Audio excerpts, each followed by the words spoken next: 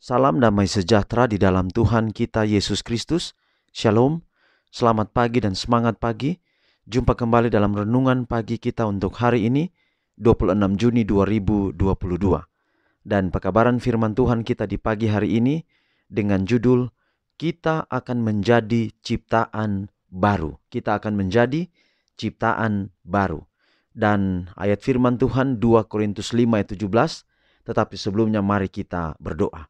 Bapa di surga, terima kasih atas kebaikan-Mu, atas kesempatan belajar firman-Mu di pagi hari ini, dan atas semua berkat-berkat-Mu yang hendak menyertai kami sepanjang hari ini. Biarlah pekabaran firman-Mu boleh menjadi berkat dalam hidup kami, menuntun kami untuk tetap setia kepada-Mu. Inilah doa kami, terpujilah nama Tuhan, dalam nama Yesus kami telah berdoa. Amin. Sekali lagi pekabaran kita di hari ini, 26 Juni 2022 dengan judul, Kita akan menjadi ciptaan baru. 2 Korintus 5 ayat 17, jadi siapa yang ada di dalam Kristus, ia adalah ciptaan baru. Yang lama sudah berlalu, sesungguhnya yang baru sudah datang. Apabila pikiran kita berada dalam Kristus, maka karakter dibentuk sesuai dengan rupa ilahi. Pikiran diliputi rasa kebajikannya, kasihnya. Kita merenungkan karakternya dan kemudian ia akan berada di semua pikiran kita. Kasihnya memagari kita. Jika kita melihat matahari sejenak ketika panas teriknya, lalu memalingkan mata kemuliaan, rupa matahari tergambar memenuhi pandangan kita. Demikian juga terjadi kalau memandang Yesus. Setiap perkara yang kita lihat memantulkan rupanya, yaitu matahari kebenaran. Kita tidak dapat melihat yang lain lagi atau membicarakan yang lain lagi. Rupanya telah terpatri pada mata jiwa dan memengaruhi tiap bagian hidup sehari-hari, memperluas, memperhalus, dan menundukkan segenap sifat kita. Oleh memandang, kita akan disesuaikan dengan teladan ilahi, bahkan seperti rupa Kristus. Semua kepada siapapun kita bergaul akan memantulkan cahaya sukacita yang terpancar dari kebenarannya. Kita telah diubahkan dalam karakter, hati, jiwa, dan pikiran, disorot oleh pantulan.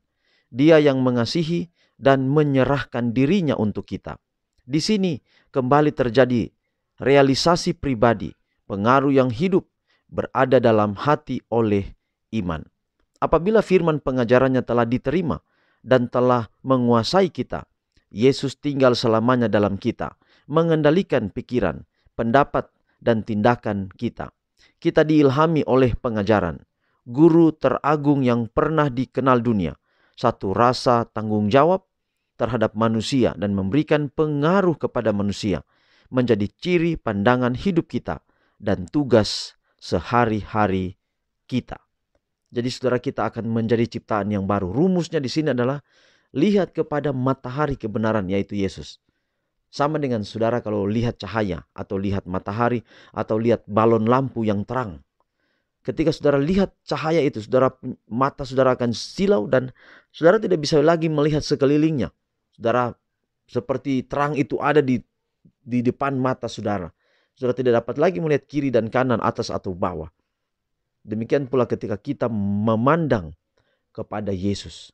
Ya, itulah sebabnya kenapa saudara, kita selalu dimotivasi jika ada persoalan, masalah hidup, baik di keluarga kita, di rumah tangga kita, di lingkungan di mana kita tinggal, di gereja di mana kita bergereja. Kalau kita melihat samping kiri dan kanan, kita akan menjadi lemah. Bukan berarti bahwa kita tidak perlu memedulikan orang lain di sekitar kita. Tapi dalam hal konteks masalah, ketika ada masalah, pandanglah kepada Yesus. Jangan lihat orang itu dengan masalahnya. Jangan lihat orang itu dengan dosa-dosanya. Tetapi memandang kepada Yesus, saudara akan memahami siapa orang yang tadi saya lihat. Saudara akan mengerti bahwa Yesuslah lebih terang. Dan janji Tuhan, dia akan menerangi kehidupan setiap orang. Bahkan saudara yang kita lihat, dia buat banyak dosa. Ketika kita lihat Yesus, kita tidak akan mudah menghakimi dia. Jadi pandang kepada Yesus. Mengapa orang banyak menjadi lemah? Melihat kiri, melihat kanan menjadi lemah. Mendengar ini, mendengar itu menjadi lemah. Oleh karena dia tidak tinggal di dalam Yesus. Kiranya pekabaran pagi hari ini Pikiran kita selalu ditujukan kepada Yesus, mata kita ditujukan kepada Yesus, cahaya kebenaran itu. Sehingga kita akan kuat berdiri, mampu berdiri menghadapi tantangan hidup di akhir zaman ini. Dan manakala Yesus datang, kita semua akan diselamatkan bagi kerajaannya. Tuhan berkati pekabaran hari ini menjadi berkat dalam kehidupan kita semua. Mari kita akhiri pekabaran hari ini di dalam doa. Kita berdoa. Bapa kami dalam sorga, terima kasih Tuhan atas kebenaran firman Tuhan yang boleh kami pelajari pada saat ini. Biarlah firman-Mu boleh menjadi berkat dalam hidup kami, mengubah hati kami, mengubah hidup kami untuk selaras dengan perjalanan, dengan kasih, dengan jalan-jalan yang Tuhan tunjukkan kepada kami. Kami boleh memandang kepada Yesus sehingga kami boleh fokus kepada Yesus. Kami akan bertumbuh, kami akan semakin kuat. Dan kuat hanya di dalam Kristus saja. Berkati kami sepanjang hari ini dalam setiap tugas tanggung jawab kami. Dalam pekerjaan kami, aktivitas kami. Kami serahkan dalam tangan Tuhan. Persoalan-persoalan hidup, tantangan-tantangan hidup kami hadapi setiap hari. Tuhan kiranya akan memberkati dan menolong kami. Berkati kegiatan penginjilan di berbagai tempat. Biarlah kiranya Yesus segera datang kedua kali. Kami rindu Tuhan, Engkau segera datang menjemput kami. Inilah doa kami. Berkati hidup kami dengan berkat-berkat yang limpah dari sorga, yaitu kasih karunia Allah Bapa, damai sejahtera dalam Tuhan Yesus Kristus melalui kuasa Roh Kudus, menyertai kami sekalian dari sekarang ini sampai selama-lamanya. Kami sudah berdoa dalam nama Yesus Tuhan dan Juru Selamat kami. Amin. Saudaraku, demikian pekabaran kita untuk hari ini. Tuhan memberkati kita semua, sampai jumpa besok hari.